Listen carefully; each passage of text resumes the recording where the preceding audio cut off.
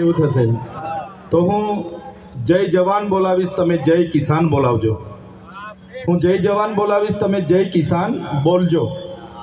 જય જવાન, જય જવાન, જય જવાન, ઇન્કલાબ, ઇન્કલાબ. ધન્યવાદ.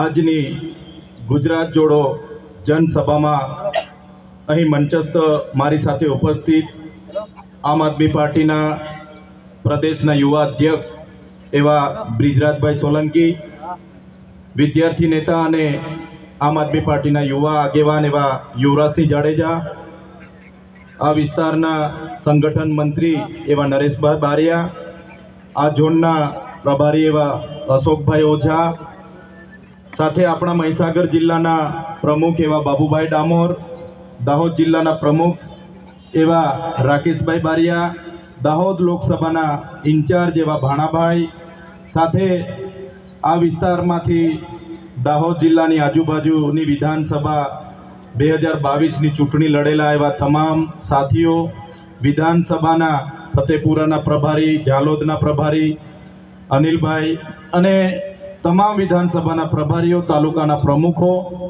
અને મોટી સંખ્યામાં અમારી સામે ઉપસ્થિત થયેલા જુદા જુદા ગામમાંથી પધારેલા વડીલો, યુવાનો, માતા બહેનો, ભૂલકાઓ, આપણો અવાજ ગુજરાત સમેત પૂરા દેશ સુધી પહોંચે એના માટે સતત 12 વાગ્યાનું કવરેજ, ખડે પગે રહીને 12 વાગ્યાથી કવરેજ કરતા એવા મીડિયાના મિત્રો, આપણો પ્રોગ્રામ ખૂબ સારી રીતે થાય, કાયદો વ્યવસ્થા જળવાય અને સુચારું આયોજન થાય એના માટે સેવા આપી રહેલા પોલીસના તમામ અધિકારીઓ, કર્મચારીગણ બધા માટે એકવાર જોરદાર આપણે તાળીઓ પાડી લઈશું.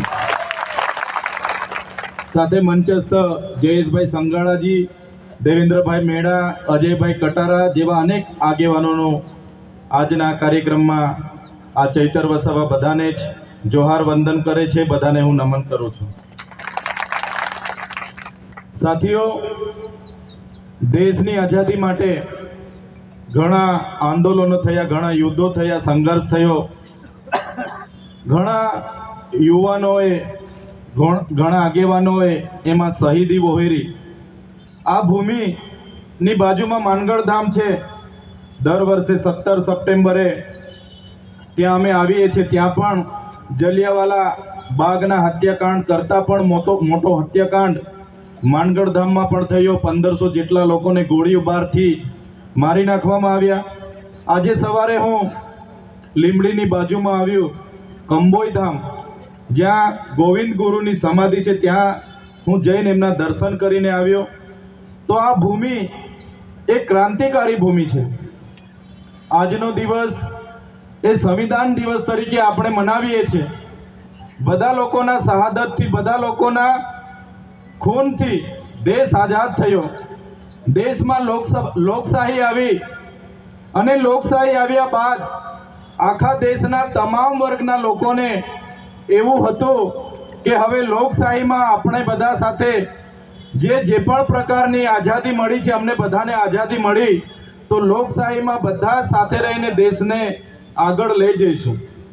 પણ સાથીઓ, જે પ્રકારે આગળના વક્તાઓએ કીધું એ પ્રકારે બાબા સાહેબે જ્યારે બંધારણ બનાવ્યું, એમની આખી ટીમે બંધારણ બનાવ્યું અને બંધારણ જ્યારે એમણે દેશના રાષ્ટ્રપતિ, દેશના વડાપ્રધાનને એમણે સુપ્રત કર્યું, ત્યારે એમણે કીધું કે આ બંધારણ બીજા દેશોના કોઈ પણ બંધારણ કરતાં પણ વિશેષ બંધારણ છે, જેને કોઈ પણ દેશનું બંધારણ ટક્કર નહીં મારશે એ પ્રકારનું બાબા સાહેબે બંધારણ બનાવ્યું છે. ત્યારે બાબા સાહેબના એ વાક્ય મને યાદ આવે છે. બાબા સાહેબે કીધું હતું, બંધારણ તો ખૂબ સારું, બધા જ વર્ગના, બધા જ જ્ઞાતિના બધા જ લોકોને આવરીને બનાવ્યું છે, પણ બંધારણને અમલ કરનારાઓની જ્યારે ઈચ્છા શક્તિ નહીં હશે તો આ બંધારણ કશું જ કામનું નથી રહેવાનું. અને આજે તમે જોઈ લો, આજે દેશમાં જે લોકો રાજ કરી રહ્યા છે, દેશની આઝાદીમાં એમનું કોઈ યોગદાન નહોતું અને એ લોકો આજે રાષ્ટ્ર ભાવનાની, રાષ્ટ્ર પ્રેમની, દેશની અખંડિતતાની આપણી સાથે વાતો મોટી મોટી કરે છે. બંધારણમાં તમે જોશો બંધારણમાં જ્યારે આદિવાસી સમાજમાંથી જયપાલસિંહ મુંડા આપણા સભ્ય હતા, એમણે બંધારણના આર્ટિકલ 371 અંતર્ગત આસામ, સિક્કિમ, મિઝોરમ, મેઘાલય, ત્રિપુરા, નાગાલેન્ડ જેવા રાજ્યોમાં અનુસૂચિત 6 371 અંતર્ગત એમણે દાખલ કરી. અનુસૂચિત 6 અંતર્ગત એ રાજ્યોની તમામ ગ્રામ સભાઓને સ્વતંત્ર સત્તા આપવામાં આવી. રૂઢિગત ગ્રામ સભાઓને પાવર આપવામાં આવ્યા. જિલ્લા પરિષદોને સત્તા આપવામાં આવી. કોઈ પણ પ્રોજેક્ટ ત્યાં આવે, કોઈ પણ યોજના ત્યાં મંજૂર થાય, એ ચાહે ડેમ હોય, જીઆઈડીસી હોય, જીએમડીસી હોય, રેલવે હોય, એરપોર્ટ હોય કે બુલેટ ટ્રેન હોય, ત્યાંની ગ્રામ સભાની સંમતિ લેવાનું ફરજિયાત છે. ત્યારે ત્યાં કોઈ વડાપ્રધાન કાર્યક્રમ કરવા આવે, દેશના રાષ્ટ્રપતિ કાર્યક્રમ કરવા આવે, રાજ્યપાલ કાર્યક્રમ કરવા આવે કે રાજ્યના મુખ્યમંત્રી કાર્યક્રમ કરવા આવે, અનુસૂચિત 6 લાગુ છે. વિસ્તારમાં ગ્રામ સભાની પરવાનગી ફરજિયાત લેવી પડે છે.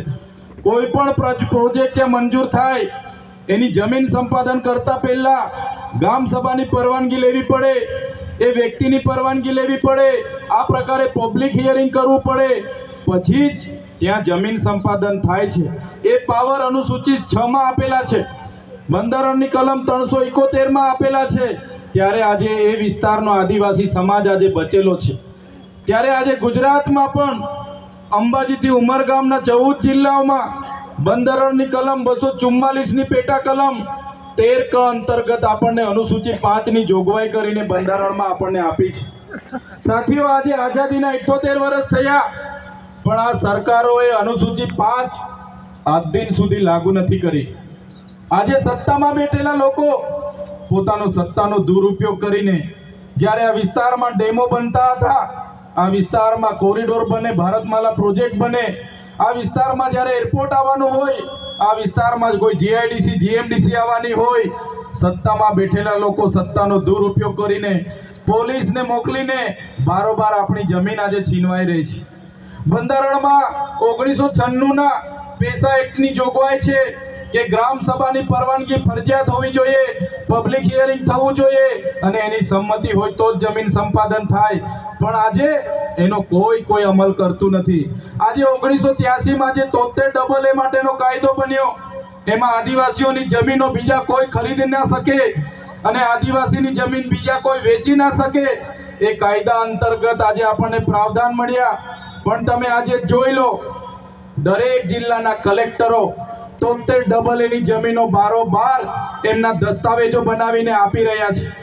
ત્યારે સાથીઓ, આપણે બધાએ જાગવાની જરૂર છે. એ ચાહે અનામતની વાત હોય, આજે અનામતમાં 40% લાવો તો જ આપણને એ ભરતીમાં લેવાની વાત છે. ત્યારે આ રોસ્ટર પદ્ધતિ બાબતે પણ આવનારા દિવસોમાં આપણે જાગવું પડશે. ત્યારે સાથીઓ, વધારે વાત એના પર આપણે કરવી પડશે કે આજે બંધારણ દિવસ હતો અને આપણને જે બંધારણમાં સંવિધાનિક પ્રાવધાનો મળ્યા છે, જળ જંગલ જમીન પરના અધિકારો મળ્યા છે, ખનિજો પરના અધિકારો મળ્યા છે, એની આજ દિન સુધી અમલવારી નથી થઈ. આજ દિન સુધી આપણે અધિકારો માટે લડીએ છીએ. આજે તમે દેશની હાલત શું છે જોઈ લો. આજે આપણે દેશના નાગરિક છે, એ સાબિત કરવા માટે તમારે કેટલા જાતના પુરાવા આપવા પડે છે? આપવા પડે છે કે નથી આપવા પડતા? પાછળ મારો અવાજ આવે છે? આજે તમે દેશના નાગરિક છો, એ સાબિત કરવા માટે તમે જોઈ લો. શરૂઆતમાં તમારે નામ લખાવવું એટલે તમારે પહેલા શરૂઆતમાં જન્મનો દાખલો માંગે, આવકનો દાખલો માંગે, જાતિનો દાખલો માંગે, સ્કૂલનું સર્ટી માંગે, રેશન કાર્ડ માંગે, આધાર કાર્ડ માંગે, ચૂંટણી કાર્ડ માંગે, તમારી પાસે પાન કાર્ડ માંગે, આઈટી રિટર્ન માંગે, તમારી પાસે કટિયા માંગે, પંચાયતનો રહેઠાણનો દાખલો માંગે, ઘરવેરાની પાવતી માંગે, લાઇટ બિલ માંગે. અને તમે જ્યારે કોઈ લાભ લેવા જાઓ, મામલતદાર સાથે તમે ઊભા હો તો પણ મામલતદાર કહે કે તમે જીવતા છો એનો દાખલો, હયાતીનો દાખલો લઈ આવો, પછી તમને અમે તમારા ટેક્સમાંથી યોજનાનો લાભ આપીશું. થાય છે કે નથી થતું? થાય છે ને? ત્યારે આપણે હયાત છે એનો પુરાવો, આપણે નાગરિક છે એના પુરાવા માટે એક થેલો લઈને આપણે નીકળવું પડે. અને આપણે બધાએ અડધી જિંદગી કાગળિયા ભેગા કરવામાં જતી રહે એવી પરિસ્થિતિ આજે આપણી છે. આજે કડાણા વિસ્તારના લોકો પોતાના જાતિના દાખલાઓ માટે વર્ષોથી લડે છે. સાચી વાત છે કે ખોટી વાત છે? સાચી વાત છે કે ખોટી વાત છે?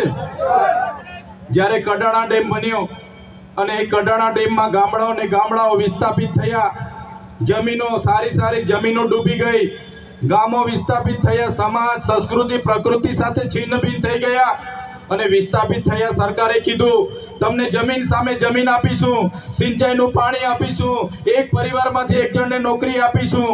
કોઈને કડાણા ડેમમાંથી નોકરીને જમીન મળી છે ભાઈ? કોઈને પાનમ ડેમ વિસ્થાપિત વાળાને જમીનો મળી છે? તમને નોકરી મળી છે? જ્યારે પણ દેશને જરૂર પડી, જ્યારે પણ પ્રદેશને વિકાસની જરૂર પડી, એ ચાહે નર્મદા ડેમ હોય, કડાણા ડેમ હોય, ઉકાઈ ડેમ હોય, પાનમ ડેમ હોય કે કરજણ ડેમ હોય, આદિવાસી સમાજ વિસ્થાપિત થયો છે, જમીનો આપી છે. પણ આજે આદિવાસી સમાજને એ વિસ્તારમાં સિંચાઈનું પાણી નથી. આજે આદિવાસી સમાજને વિસ્તારમાં શાળાની ઓરડા નથી, શાળામાં ભણાવવાવાળા શિક્ષકો નથી. આજે કુપોષણથી આદિવાસી સમાજના બાળકો પીડાય છે, આજે સિકલ સેલથી બાળકો પીડાય છે, આજે દવાખાનાઓમાં ડોક્ટરો નથી. આજે પણ યુવાનો રોજગારી માટે આંદોલનો કરે છે, આજે રોડ માટે આંદોલનો કરે છે, તો તે ડબલ એ માટે આંદોલનો થાય છે, આજે સ્કોલરશિપ માટે આંદોલનો થાય છે. ત્યારે મારા સાથીઓ, મારા યુવાન મિત્રોને હું કહેવા માંગુ છું, આપણે ક્યાં સુધી આંદોલન કરીશું? ક્યાં સુધી લડેંગે જીતેંગે, જિંદાબાદ મુર્દાબાદ? ક્યાં સુધી આવેદન નિવેદન, ક્યાં સુધી હાયરે સરકાર હાય કરીશું? મારા સાથીઓ, આવનારા દિવસોમાં તાલુકા જિલ્લા પંચાયત આવે છે, તમે તૈયાર થઈ જાઓ. હવે આવેદન નિવેદન જિંદાબાદ મુર્દાબાદ કરવાનું થતું નથી. હવે આ લોકો પરથી આપણે સત્તા લેવાનું થાય છે અને એ સત્તા આપણે બધાએ લઈ લેવાની છે. હવે સત્તા આપણે લેવાની છે.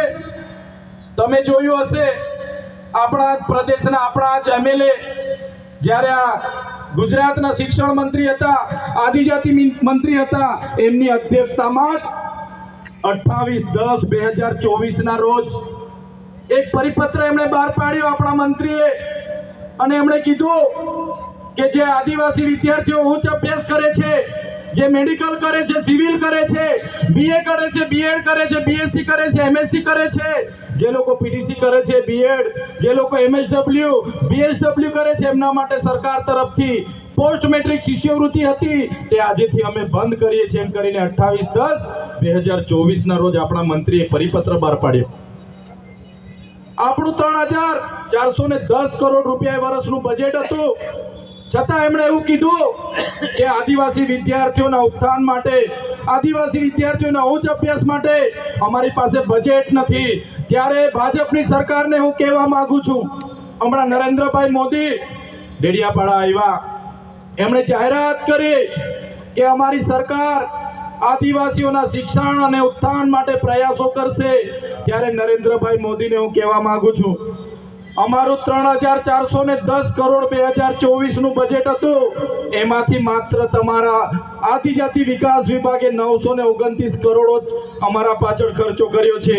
જે વધારાનું બજેટ તમે વાપર્યું છે એ તમારી રથયાત્રાઓમાં, તમારી સભાઓમાં, તમારી ગૌરવ યાત્રાઓમાં, તમારા વિકાસ મહોત્સવમાં, તમારા માર્ચ યુનિટીમાં આદિવાસીઓનું બજેટ તમે વાપર્યું છે, જેના કારણે આજે અમારા આદિવાસી યુવાનોને શિષ્યવૃત્તિ નથી મળતી. ત્યારે મારા વાલીઓ, મેં તમને કહેવા માંગુ છું કે આ માનસિકતા ધરાવતી સરકાર આદિવાસી યુવાનો ભણે નહીં, આગળ વધે નહીં, એમની જે માનસિકતા છે એ માનસિકતા દૂર કરવાની જગ્યાએ આવનારા દિવસોમાં ભારતીય જનતા પાર્ટીની સરકારને આપણે દૂર કરવા માટે બહાર આવવું પડશે. હમણાં મંત્રીમંડળ બદલાયું અને મંત્રીમંડળ એમણે બદલ્યું, આખું ને આખું મંત્રીમંડળ બદલ્યું ને નવા મંત્રીઓ બીજા 4 આપણા વિસ્તારમાંથી મૂક્યા. પણ સરકાર મંત્રીમંડળ બદલશે, એમાંથી આપણો કોઈનો ઉદ્ધાર થવાનો નથી. આપણે 2027માં આખે ને આખી સરકાર બદલી દેવા માટે આપણે તૈયાર થઈ જવાનું છે. સાથીઓ, તમે બધાએ જોયું હશે આ પ્રકારની વાતો અમે સરકારમાં કરીએ. એક બાજુ સરકાર વિકાસ વિકાસ વિકાસ, ની વાતો કરે, એક બાજુ ગુજરાત મોડલની વાતો કરે, એક બાજુ વિશ્વગુરુ બનવાની વાતો કરે, એક બાજુ પડેગા ઇન્ડિયાની વાતો કરે, બેટી બચાવો બેટી પઢાવોની વાતો કરે.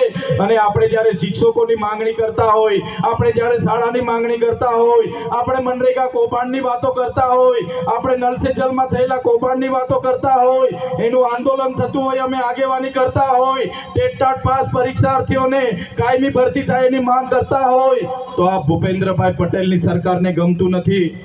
આ હર્ષભાઈ સંઘવીની પોલીસને ગમતું નથી, એમની સરકારને ગમતું નથી અને અમને જેલોમાં નાખવામાં આવે છે.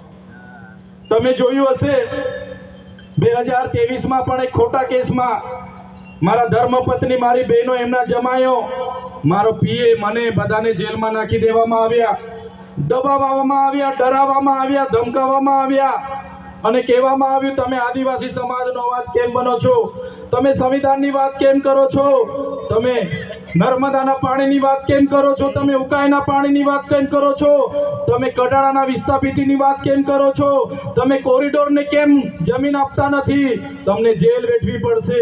અને એ જ પ્રકારે ગયા વર્ષે પણ હમણાં તમે જોયું હશે જુલાઈની 7મી તારીખે મને એ લોકોએ ઓફિસે બોલાવ્યા અને પૂર્વ પ્લાનિંગ સાથે મારા પર ખોટો કેસ કર્યો. એક સામાન્ય બાબત મામલતદાર ટેબલ પર જામીન આપીને મોકલી દે, એની જગ્યાએ 307 મારા પર લગાડી દેવામાં આવી.